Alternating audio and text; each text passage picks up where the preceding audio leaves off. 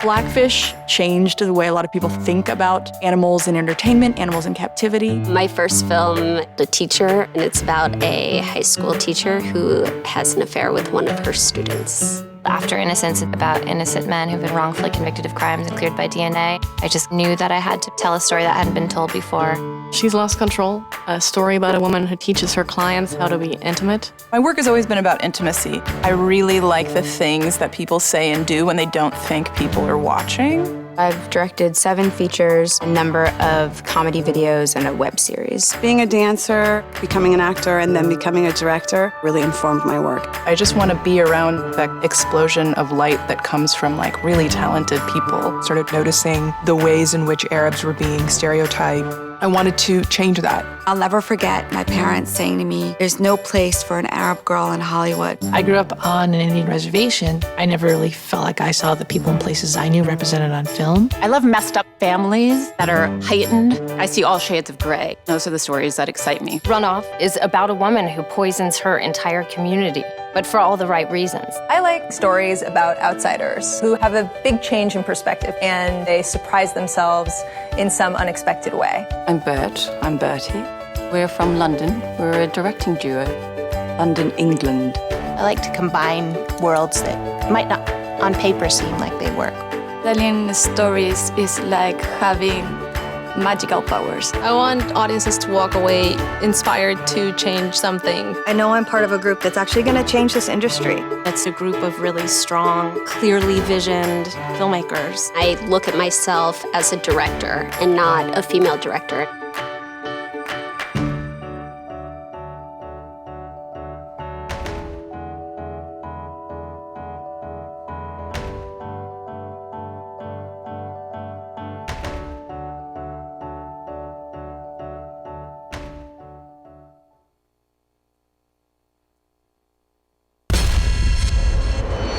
They're not who they say they are. They're not Americans. They're Russian spies. Can you cut that, please? Stop. Do you think that you could ask Booth? them to tell you more about what they do? Thank you. We're gonna run that afterwards, okay? Thank you. Sorry about that, Pivo. Hi, I'm Melissa Silverstein. I'm one of the co-founders of the Athena Film Festival. Welcome. 4 o'clock on a Friday. Look at you. I am beyond psyched to see as many people here for a wonderful masterclass with Joel Fields. I want to thank Fox Audience Strategy for sponsoring this masterclass. They have been an amazing supporter of the festival for the last several years. Gina Reyes has been leading the charge with us, and we deeply appreciate it. You saw that video. These are people who are changing what Hollywood looks like. 20 women in a class, the diversity they got. It's not that hard, people. You just need to do it.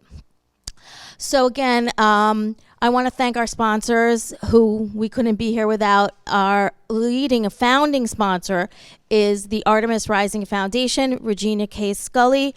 We appreciate everyone and appreciate your time coming here today. I'm just going to quickly introduce Joel because I'm going to let him start and talk with you. The way this masterclass is going to happen, I'm going to move this chair up, is we're going to show you that clip that we started from the upcoming season of The Americans, which we're very excited. Joel took the time. I'm sure it's like crazy shooting, getting ready for the next season. And he's going to talk a little bit at the beginning, and then it's going to be you guys can ask him questions. This is about you learning, figuring out the industry. If you're changing, writing, directing, producing, whatever he has to share, he will. We are streaming this live. And so you need to use the mic when you talk, okay? They won't see your face, but that's cool. We can all hear it. And hopefully people at home around the world can also gain benefits from Joel's amazing, amazing experience. So Joel is the writer, executive producer, and showrunner on Fox's critically acclaimed series, The Americans. Formerly, he was the writer, executive producer of TNT's Rizzoli and Isles and ABC's Golden Globe-winning Ugly Betty, among other TV, and he's also a playwright. So he does everything. So please, let's welcome Joel. Do you want to run the... Okay, we're going to run that clip now. Can you guys make that a tad louder too? And then Joel's going to come up and we're going to rock it. Thank you.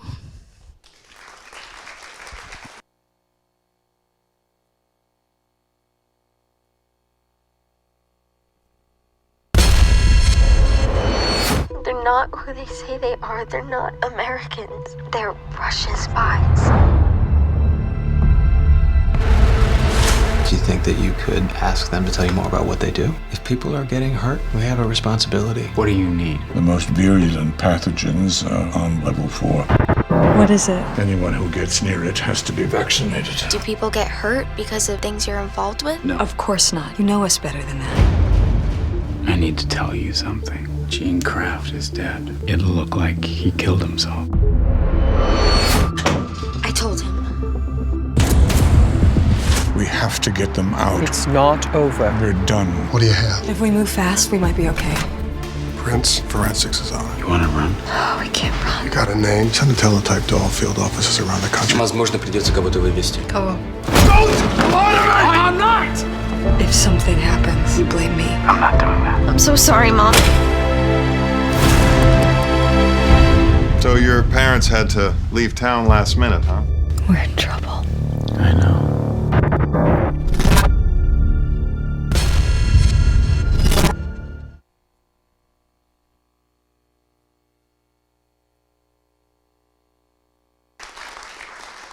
Hey. All right, well, we're going to follow that really exciting clip with a master discussion of something. They said not to prepare anything and that this would be a casual and spontaneous conversation, so I only prepared this much because I'm an erotic writer. But I'm just going to speak very, very briefly, and then I hope we can just talk about what interests you guys. I'm so appreciative of you coming out, and I hope that I can be of help. On a personal note, I hear this is streaming. I think there's a chance my wife and kids might be watching right now, so hi, I love you, wherever you are.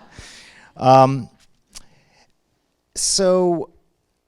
I know we want to talk about diversity issues too, which I'm very interested in.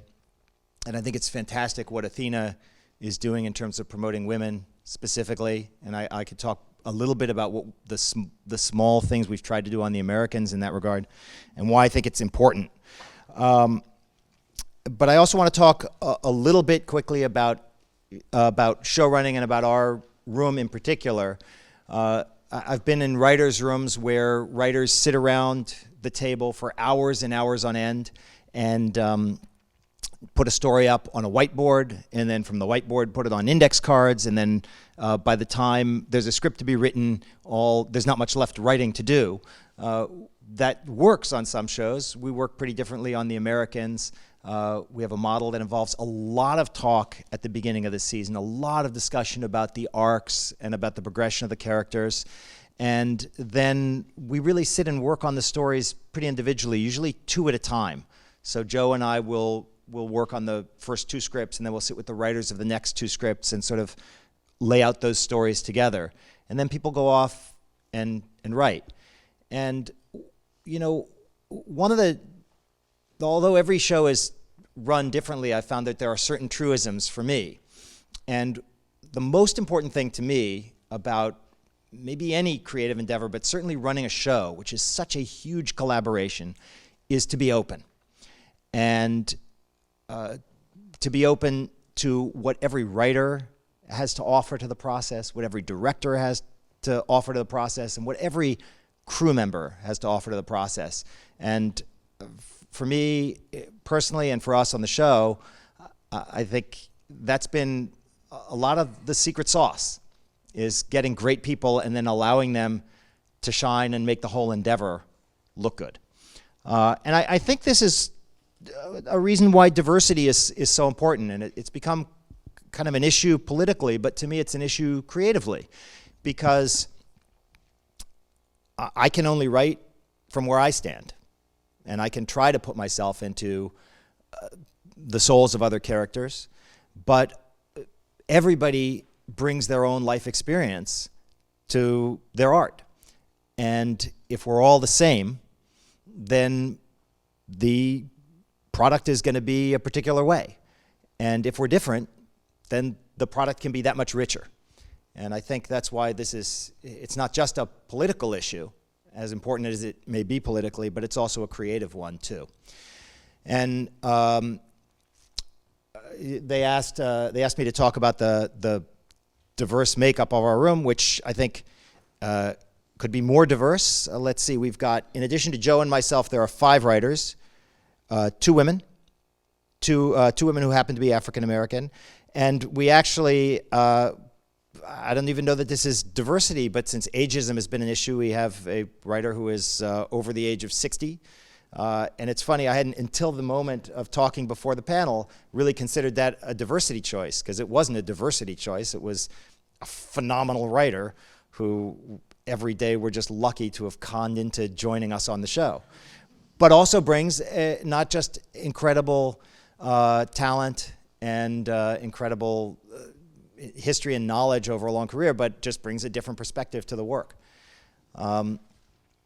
You know, I think there's another part of diversity too, which can sometimes be lost in the effort to say, let's get diverse directors, or let's get women directors, or let's get more people in the writer's room, which is, I think, the general makeup of our crew community. I read a great book this summer by Yale psychologist Paul Bloom called Just Babies.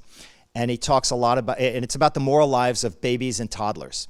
And he talks about how they've tracked racial reactions of babies down to their eye movements.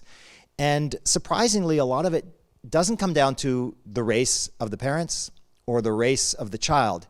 It comes down to the sounds the child heard in the womb. And ultimately, we're not creatures of biology in terms of race as much as we are creatures of experience and creatures of exposure. And another interesting study in the book was that the least racially biased children they found were the ones who had gone to diverse schools. And something we're working very hard on is just trying to diversify our crew so that we have a crew that's more representative of the world we live in. And look, it's a practical challenge for the same reason it's sometimes hard to diversify the writer's room or the director slate. You're looking for the people who have experience. You know, you're looking to bring in your new junior person in the sound department. You talk to your lead mixer. He's lost somebody, and who's he going to hire? You know, you're going to hire the friend of a friend. And so, you know, you have these insular communities, and it's up to all of us to try to mix it up, and it's going to be better for all of us when we do. Okay, that was a long talk about diversity and not really much about running a show. I have some more thoughts about that, but I can also open it up to questions. But yes? What is the average day like for a showrunner? Is there no average day? What is the stuff that you do? What's your particular responsibility? Okay, so as a showrunner, you're really responsible for the whole show. And there really isn't an average day. And it'll change over the course of a season. So when we start, there's a handful of writers. First, it starts with me and Joe walking the streets of Brooklyn talking about our story. Then we'll assemble our writers and tell them all our thoughts about the story and pitch it out, refine it, change it, start to break the story, and then we'll write our first couple scripts. We'll assign writers to write the next few scripts, and then suddenly we'll find ourselves in pre-production. So we'll have production designer looking at the first scripts and designing sets, and the director coming in and talking to wardrobe people and so forth, and then suddenly you're filming. But while you're filming, you're prepping the next episode, and you're breaking the stories behind the ones that you've already written, and then eventually you start editing. So then you've got production, post-production, and pre-production all happening simultaneously, and then you get really, really busy, and you try not to be too miserable, and then eventually you're done writing, and you start to breathe again. And that's it. You know, it's always hard, and it's always anxiety provoking, and I think it's easy to look at anyone else. I know as a writer, it's almost impossible to resist the temptation of looking at somebody else's finished script and feeling like it must have been their first draft. And I think, and no matter how much you know cognitively that that's not the case, that's the experience. And I think the same is true for directing, and the same is true for running a show. These are anxiety-provoking career choices. And I think maybe any artistic pursuit has to make you anxious in order for it to be good and interesting, unfortunately. You have to go out into the woods and be willing to get completely lost with no hope of coming back in order to find a really new and interesting path. But that's scary. And look, these are also scary professions because they all have ups and downs. And I think similarly, you know, for those of you who are starting out or breaking in or looking to make a change or want to get into television, you can look at any successful career and from the outside see its success. But from the inside, I assure you that person has had ups and downs and challenges and days when they thought they wouldn't work again or they'd never be able to do the kind of creative work they wanted. You know, the nice news is we're always one project away from being the hottest person in town. And the bad news is you're usually one project away from being the coldest person in town. So that's just the nature of the beast. And I think you have to be willing to accept that ride if you head out on the path. You know, I'll also say it's a business where if you're talented and if you work hard, you've got about 1,000 to 1 shot at succeeding. But all that means is you got to take 1,000 shots. And you're always going to look around, and if there's 1,000 people, there's going to be one person who got it in their first shot. And that's going to look really appalling. But that's okay, because those are just statistics. So if you want to do it, you just got to keep putting your best out there. Yes? Let me get the mic to you first. I am lucky enough to have heard you speak at the SAG Foundation, and again today. I think you mentioned, or someone else did it during that session, read shows you like so that you can look at the words on the page. How could we look at the words on your page? In other words, are there scripts available? Could someone intern in order to read what you guys write? Because, of course, we'd like to see the words as they're written as opposed to how they're said through the actor's expression. You know, I don't know if our scripts are available. I know that the Academy keeps scripts on file. I don't know if they have ours yet or when they ask for them. And as for internships, you know, Fox has a studio policy of no unpaid internships, probably for good reason. So, you know, we have few positions and they're real paid positions. We run a pretty lean operation from top to bottom. And you know, I think you can watch it as well as read it. I'm not sure that, I think there's a value to reading scripts because you do get a different experience, but I think you can get a lot just from watching.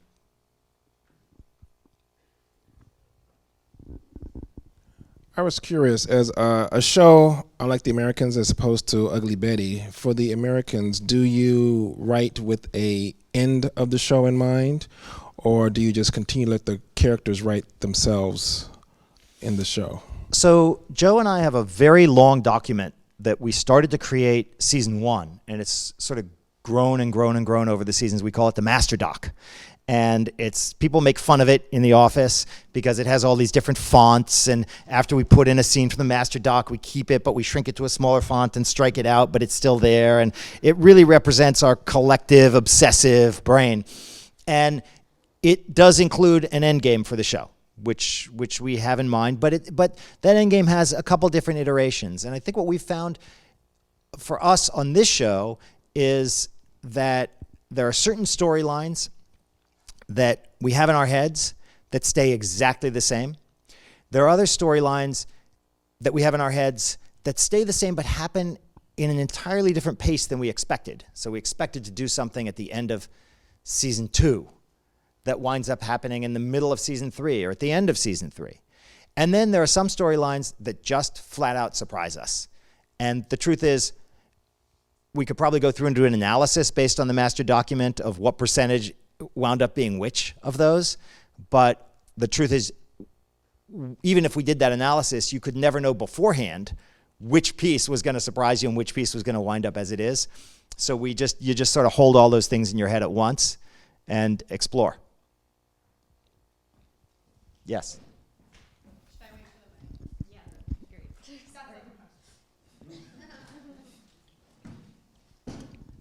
Going off of that idea of like having an end in mind and like thinking about what you want at the end of each season, how does that work in terms of like the threat of cancellation?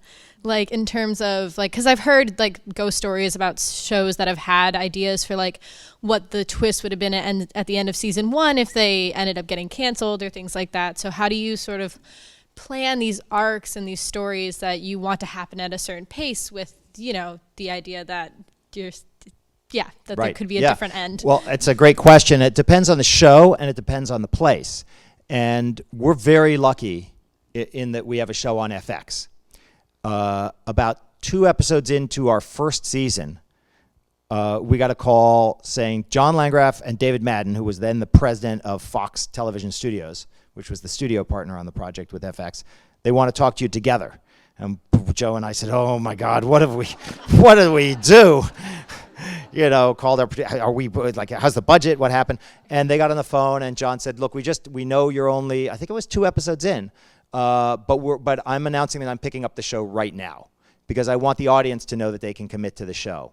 And really it became a kind of a bit of a running joke after that as to how the show would accidentally pick itself up early, season to season.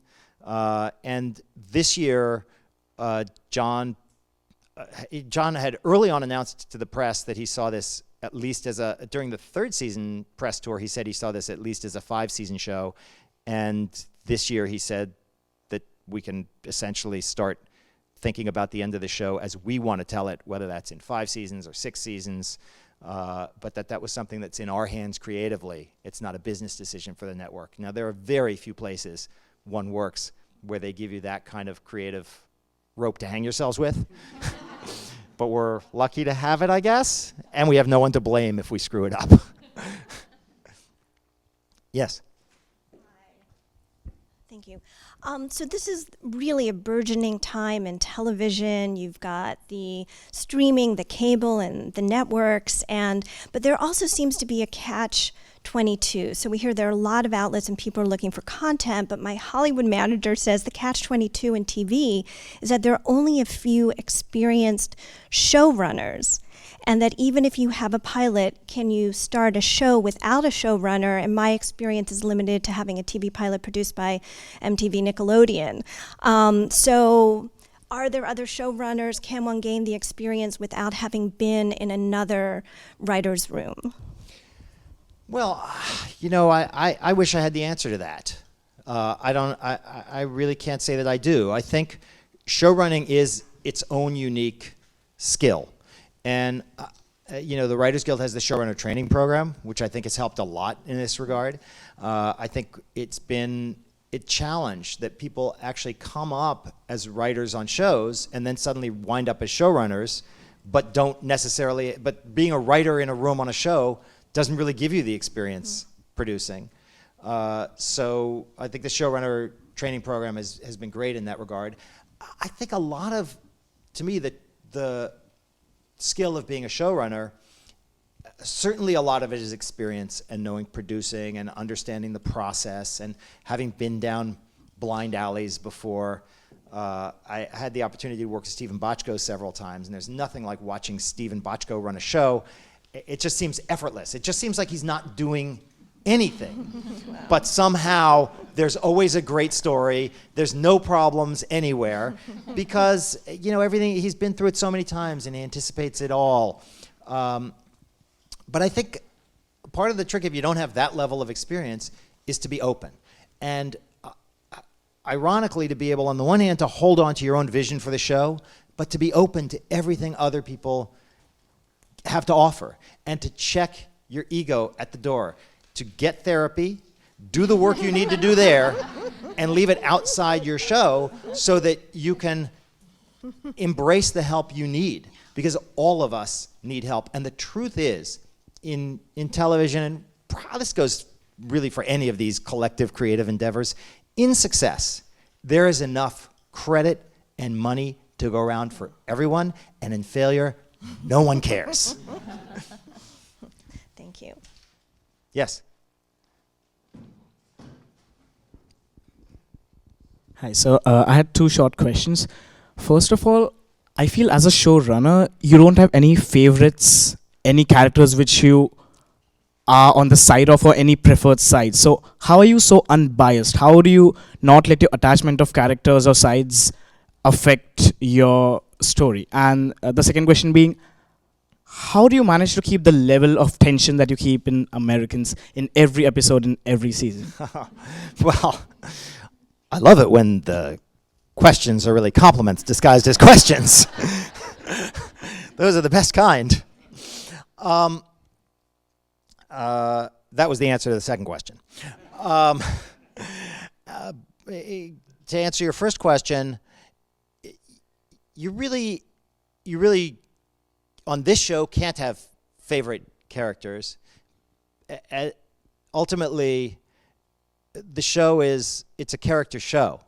It happens to be a spy show, but it's a show about marriage, it's a show about family, it's a show about identity and relationships. And one of the things that's really exciting is that in each scene, we can write it from that character's point of view. So there's no question of rooting interest. It's not really a show with bad guys. In fact, I'd say if we ever write a scene and feel that we've created a bad guy, we feel we've failed. Doesn't mean people don't do bad things on the show, but our goal is to try to paint a human picture of everybody, especially people who do bad things and then wind up either conflicted about it or repressed about it. To us, that's interesting, and that's what we're there to explore.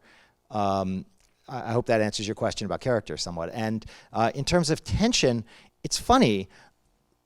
I think it may be the same answer, which is season 1, we focused a lot on trying to create these digestible episodes with beginnings, middles, and ends. You can sort of think back to season 1 if you watch the show and say, that's the one where Ronald Reagan got shot and the world almost blew up. Got it. That's the one where Amador got stabbed and died.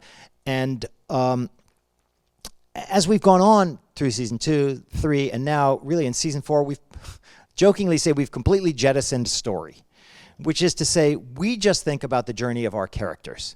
And our characters are living a pretty tense life. And we have our story, to be sure, but often where we thought an episode might end, if the episode's too long, that just becomes the beginning of the next episode, and that's fine. We live in an age where people are watching shows either week to week and staying tuned, or they're binging them. We're just telling our larger story, and I think that allows us to keep a level of tension that doesn't have the false peaks and valleys of what were more disposable episodic storytelling, and now can burn throughout a season. That said, like 12 people watch our show, so, you know. Yes.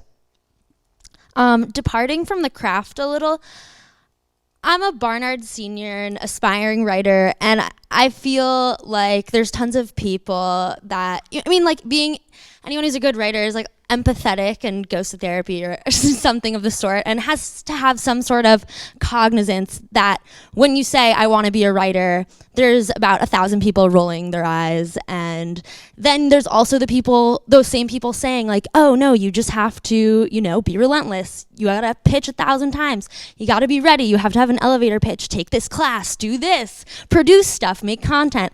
And it just seems like the advice is endless, but in reality, like, people are going to automatically assume that you are not, like, how do you get someone, I guess, to decide to read? Like, I think it's that moment between, okay, you've done everything that you need to do, maybe you have the talent, but like, how do you actually get that, leap?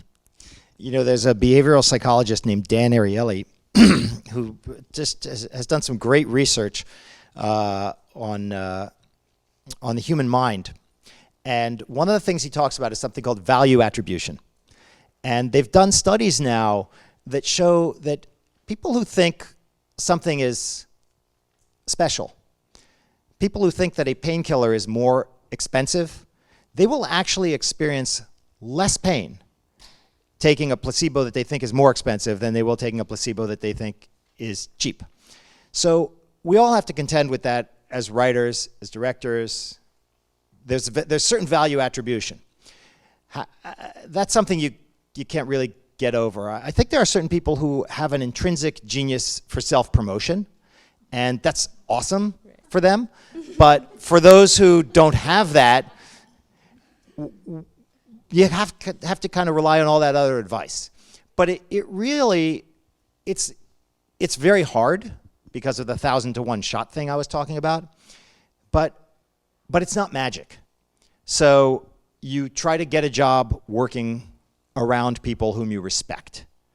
And you work hard, and then you hope that they'll read your work. And you hope that you'll learn from their work. You write. And you write what you're passionate about, and then you write some more. And that's it. You take your 1,000 shots. Yes. I'm kind of working, yes, up the middle.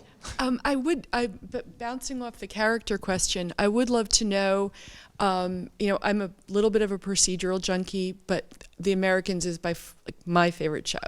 And I think it is all the character. And I would love to know from your writer's perspective, just a little bit about if it is a growth story between like Rizzoli and Isles and Americans. I mean, there's one is, we know who the characters are. It's a fun show, but The Americans is so rich. And how did you navigate that as a writer?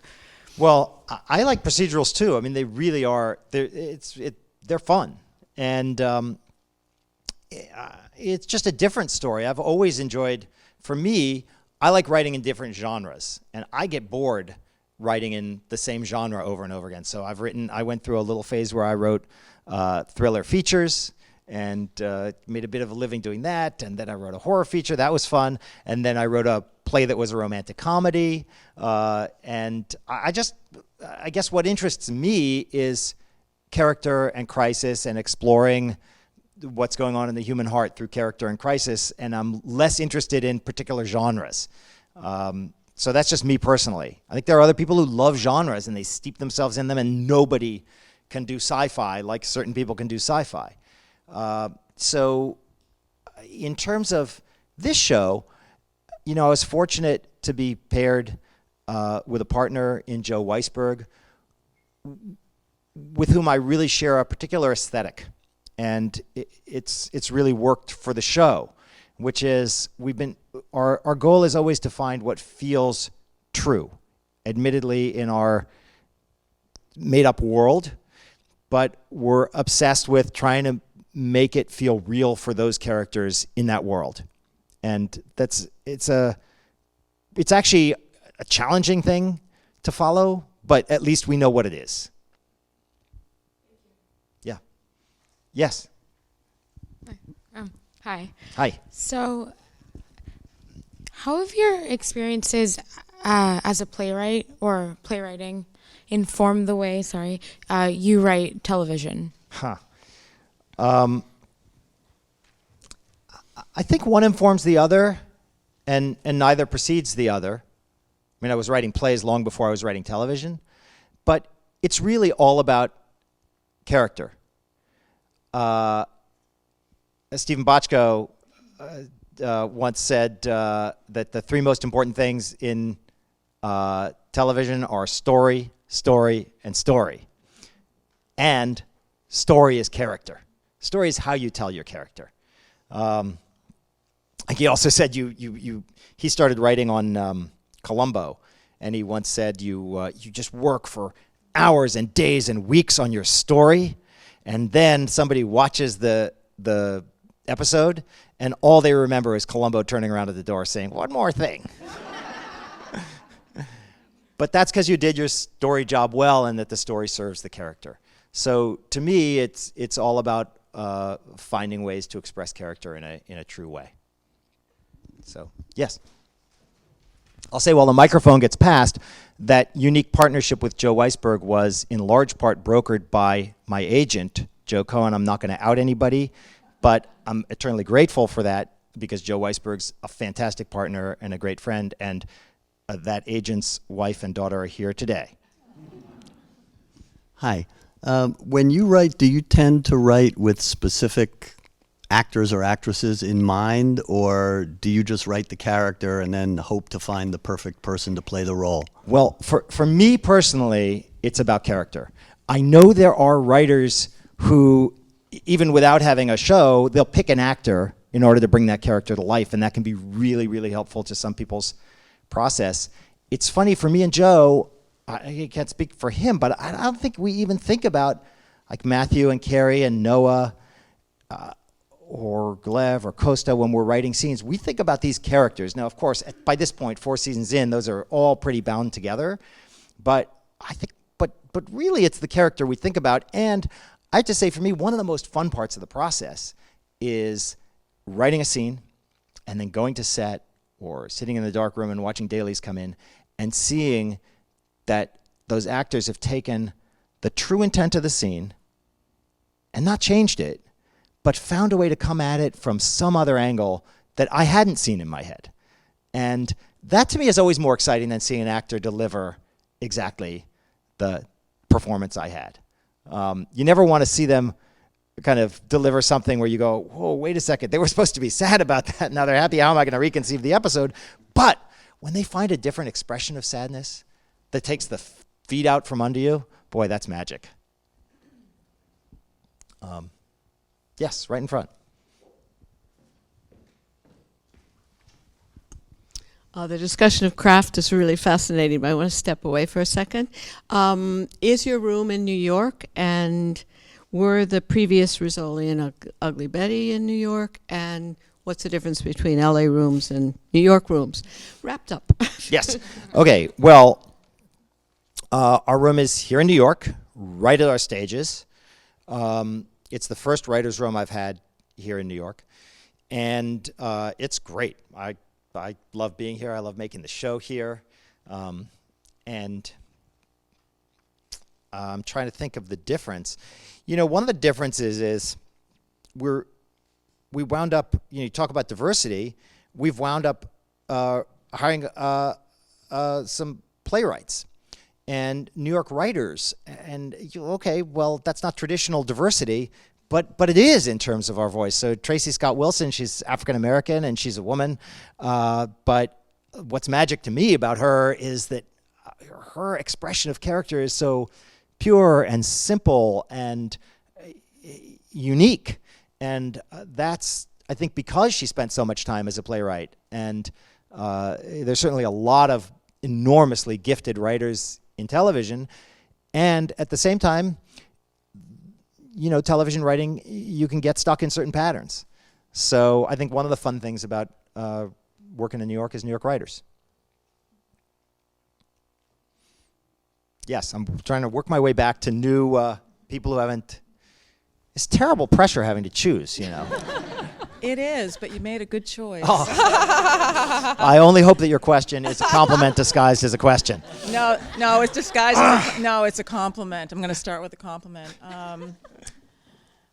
I'm thrilled to be here and to listen to you, and partially it's because one of the most, I would say, jaw-dropping moments for me watching television was last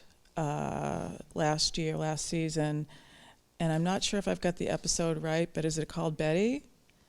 It's the one where where Elizabeth. The Lois Smith episode. Is that what it is? Yeah, is that I guess her name? so. Yeah. Yeah. To describe briefly for people who didn't get what I didn't say. Let's see. Lois Smith was an ex-agent. Is that correct? Wait, no, maybe I'm remembering the wrong. Now maybe I'm thinking of a. Whatever. You did really good. Thank you. I do have another question, and you've talked about the Americans being about family, and other TV shows have talked about being about family, like The Sopranos was about family, and movies, The Godfather was about family. And one thing that I find refreshing about the Americans is that I get that it's about family, but I also feel like, as a viewer, I'm not convinced that it's the ultimate value, because Elizabeth is going back to Russia, and I feel like at any time she could flip any moment and say goodbye to her American family and possibly surrender that to Mother Russia. So is that something that you folks think about too? About that kind of... Well, I think the show deals a lot with questions of loyalty.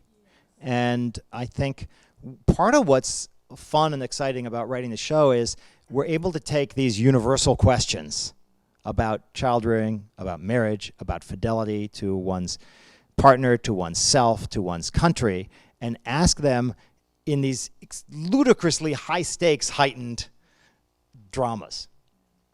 So. Great, thank you. Thank you. Going right behind you. We'll just work our way back and over.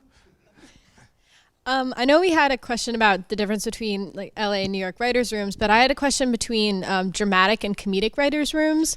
So I know that you did Ugly Betty, and like, well, that show is super dramatic and like tears when I watched it. Like, there are so many funny moments and so many really goofy moments. And do those writers' rooms have a more collaborative work ethic? Like, is it more of like bouncing jokes off each other, or is it still sticking with story like creation and then assigning scripts for writers? Well, I've never worked in a half-hour comedy room, but I think the truth is there are some writers' rooms. You know, collaboration is a funny word, right? So there are writers' rooms where people are shut in the room all day and get along great, and everybody's idea is welcomed, and the work just gets better and better and better.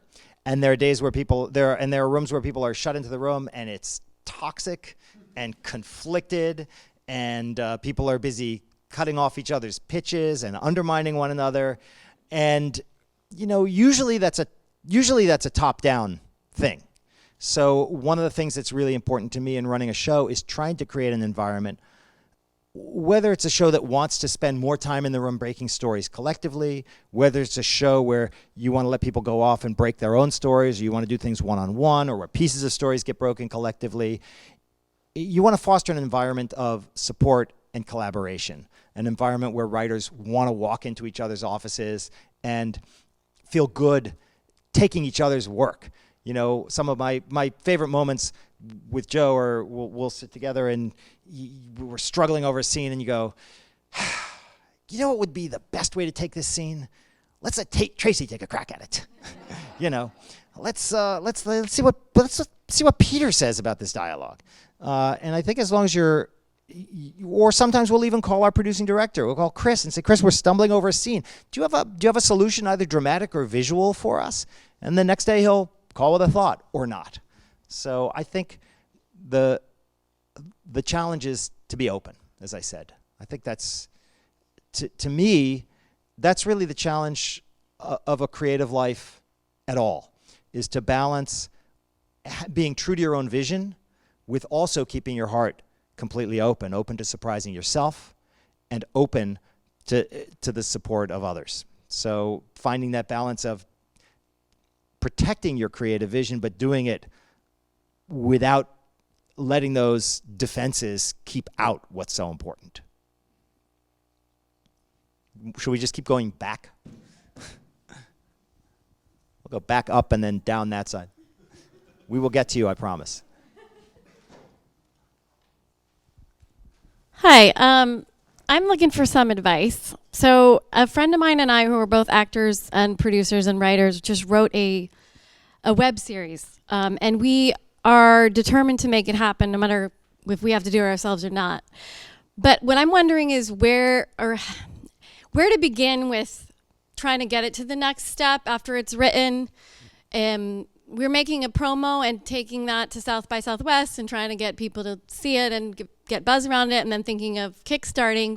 But I wonder if trying to pitch it or get an agent or do something like that is a more intelligent path, as someone who has had scripts that have been, Well, we live at an amazing time right now.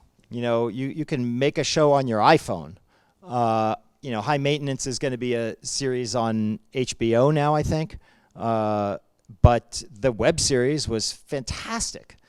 And I don't know how much money they put into that web series, but they managed to produce it and put it on the web. And so, I mean, one thing I'd say is to the extent that you can make something, you should make it, both because the learning curve will be so high and because then you'll have that thing. So, I really have nothing to say about the festival world because I've never really been in it. And I don't know about, I don't know, I have, what's the opposite of a master class in that? That's what I would have to offer. But I would say, given the fact that you can do a lot on your device, I would say do as much as possible. Whether that's as a calling card for what's next or a learning experience, it can only be good. I see a hand over there. You have a fair amount of Russian language dialogue in The Americans, and which has obviously been a boon for those actors like Lev and Costa and Annette who speak Russian. Is there also that opportunity in your writer's room for someone who is giving input in terms of nuance or shading and how dialogue is prepared that's in Russian? Or are you relying on your actors to make that work? Yes, no, yes, no. So it's a very unique process. Maybe. What we do is we write what will be the subtitles. So we basically do it backwards. We sit and just write it in English, and we write the subtitles in the colloquial English that we would hope a good translator would translate the real Russian into.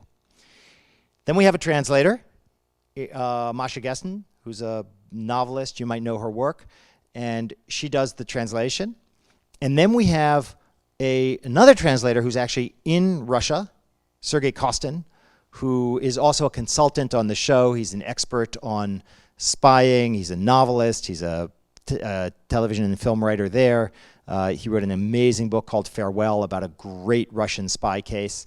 And so he consults on the spy side of the show, but he also reads all the Russian and gives input on that. Then our actors have input on it. And then everybody agrees that it's 80% good if we're lucky. Because the bottom line is translation is just a very, very, very hard thing.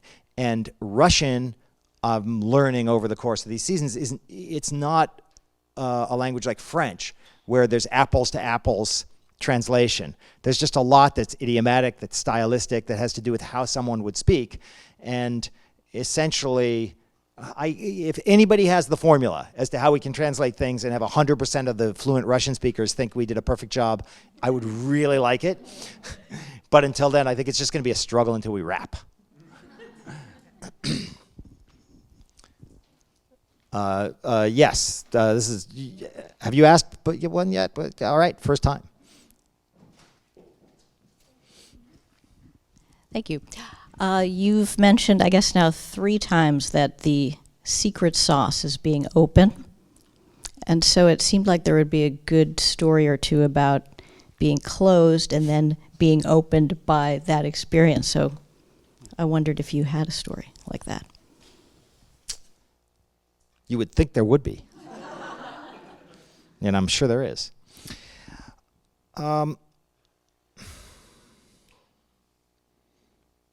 Well, it's tricky because it's a state of mind, and it's a state of being, and you all must have experienced this as writers. You sit down to write your scene, and it's just not very good, and so you throw it out, you just delete it, and you start again. And it's also not very good. And then, if you're lucky and you have a partner, you start to talk. So Joe and I start to talk. And then we say, you know what? Let's just take a walk. And so we start to walk. And we'll start to talk about what's the intent of the scene, what is it we're trying to do. And we won't get anywhere. And so we'll keep walking. And I'll ask how things are going at home. And somehow, on one of the blocks, something flies into your head, and you don't know from where. And you think, oh my gosh, that might be a solution. And then you take out your phone and press the dictation thing, and you try to get it in there, and then you rush back to the office. So I think process-wise, that's it. And then for me, the expansion of that is not being precious about any of my own role in the process. But, you know, I had a conversation with our composer right before we came over here. And so one of the things I try to do when talking to our composer, I try this with editing also, is never to be specific about how I want something to be addressed. So I try to keep my vocabulary with the composer emotional and characterological and not musical. And with our editor, sometimes I'll say, could you add a little head to that shot? But really that's when we're down to fine points and he or she knows that I'm talking about opening up a moment. But more often, what we try to say is, this scene is not about the conflict between the two of them, even though that's what the words say. It's actually about this moment where they find the bonding between the two of them. And then you go away and come back and let the artist work. And I think, I don't know if that's answering your question. It's not a specific story, but I think it's a way of being. And it's also there's no perfect result to it, because I think in a lot of ways it's natural to be closed and it's natural to be defensive. And when you're a creative person, it's natural to hold on to your ideas. But if they're good ideas, you can open them up and you can let them be scrutinized and you can still stand with them, but they'll get better, in my experience, in that process. So, yes, you've been waiting. And then you've been waiting, so there you go. This is kind of bringing us full circle. This is going back to some of the earlier questions about story and the future and whatnot. So I'm kind of wondering, for pilots, how important do you think it is to have that master document already kind of like fully going strong? How important is it to, or like, I guess another way to put it is, with a pilot, are you kind of like creating this atmosphere where there's like a lot of embedded potential conflicts, but not necessarily knowing where it's going to go? Or do you kind of already have that master document fleshed out and kind of what makes the difference? Because sometimes I watch a pilot and I'm like, this could be a great movie. Or I watch a movie and I think, oh, this could be a pilot for a show. And so kind of how do you differentiate that when creating the unique thing that is a pilot? Right. Well, first I'll say pilots are incredibly difficult. As hard as it is to create a good episode of television, pilots are harder by a multifold factor. And it's for this very reason. They have to present a whole world, present a whole character relationship and life, and suggest a long and compelling self-propelled future, really. And they have to do all of that. It always amazes me that new writers want to jump in and write a pilot because it's just such an Olympian task in my view. And I think it's easy to forget that pilots are developed over the course of sometimes many years, that those 45, 50 pages are the result of writing, rewriting, breaking down, throwing out, going back to the drawing board. And for me, a lot of the time, it is working on not the specific master document that Joe and I have, but all kinds of backstory and future story, so that you find a way to properly set up where your show is going. So it is a lot of extra work, and I don't think there's a particular formula for it. I think everybody has their own process, but it's a big process. Yes. My question is actually very related, but specific to the Americans, given that you don't speak Russian and this isn't coming from a personal place that maybe a sitcom would. What is the origin story of the series, and how long did you have to kind of work, and what was that work like to really understand the time period and the politics of what you were doing in the pilot and also in the future, and what avenues did you kind of explore to make sure that it felt authentic? Well, the origin story goes back to Dale Frank and Justin Falvey at Amblin Television. They're partners with Steven Spielberg on the television side, and they had seen the arrest of the Russian illegals in Boston that happened, now it's 10 years ago or so. And they called Joe Weisberg, who they knew from a show that I think he was writing on Falling Skies for them, and he had written a pilot with them about the CIA as a former CIA employee.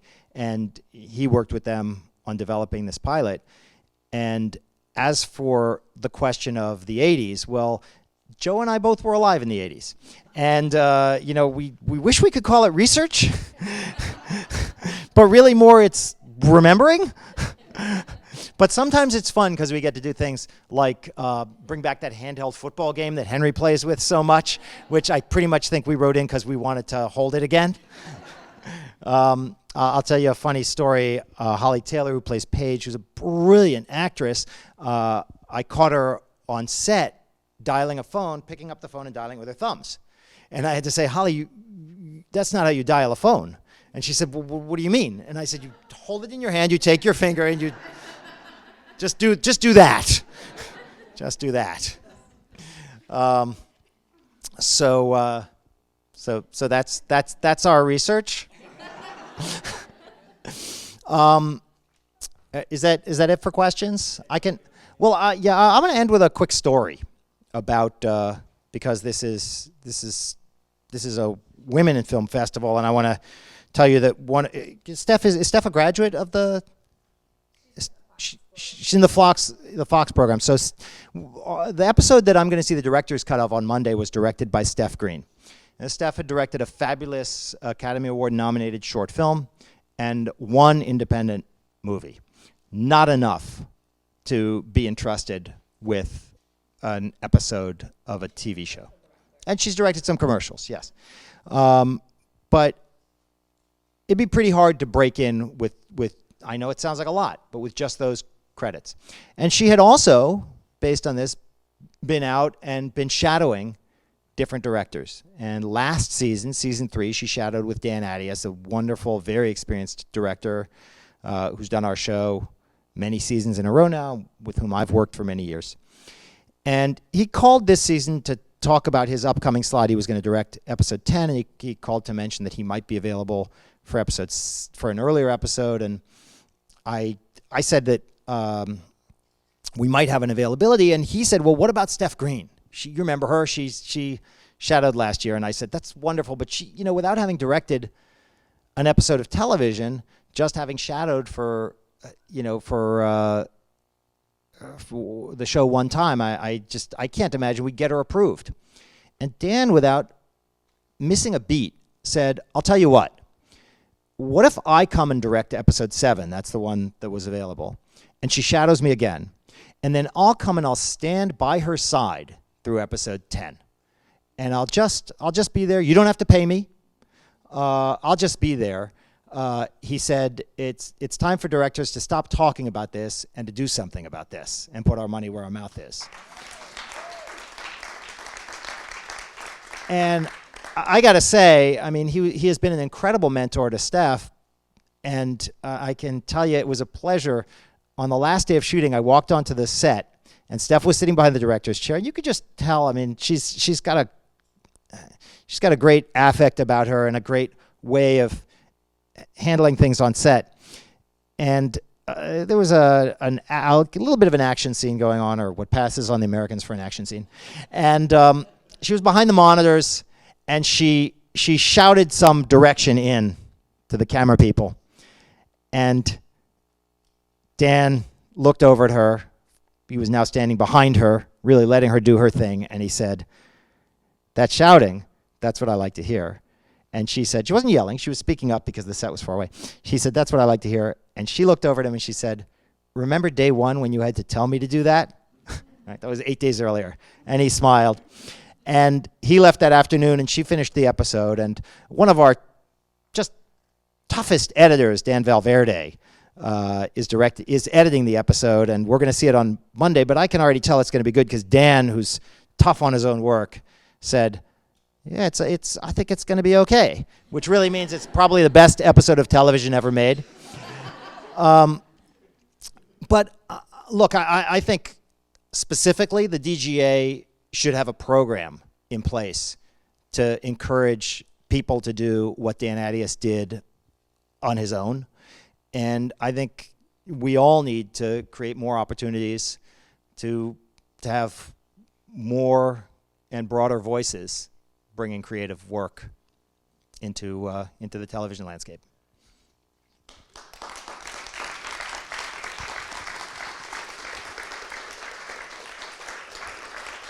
So we want to thank you so much. You said at the beginning that having diversity in the room was important not only politically but creatively as well, and I think the rest of the films playing at the festival this weekend are great examples of that. So we hope you all will join us. We have films tonight at 6 p.m. and 9 p.m.